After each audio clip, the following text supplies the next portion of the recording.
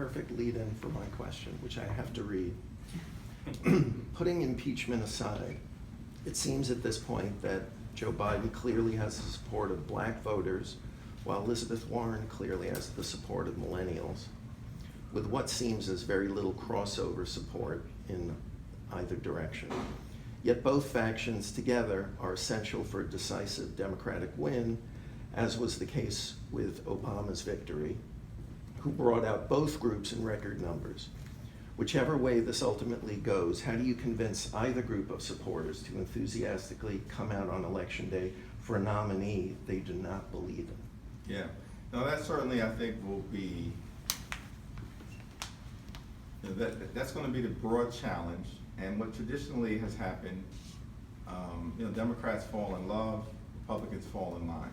And what we're saying is, we fall in love with whatever candidate it is that you believe is the best nominee at this particular moment, but then we're all going to have to form a singular line behind that person because of the existential threat that exists to our country and our democracy if this particular president is reelected. And one of the best organizers of the 21st century of the Democratic Party is Donald J. Trump, right at the end of the day. And so I think the hope is that that whoever the nominee is, Biden, Warren, or somebody else that may emerge, that we will have learned from the 2016 narrative where there were some who were of the view that it doesn't matter, right? That Hillary Clinton and Donald Trump is one and the same. And it's an unfortunate lesson that we didn't necessarily learn in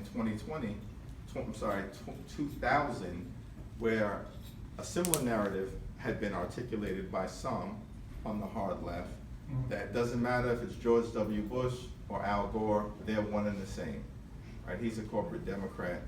2 failed wars later, deregulation, collapse of the economy, the Great Recession.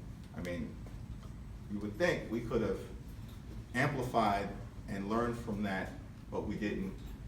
This time, I think, living in the midst of it, I think we will. And however it works out. I'm certainly confident that I think you'll see an increase. We saw an increase in millennial turnout in 2018, right? They knew the stakes were high, and they came out and they helped us win the House.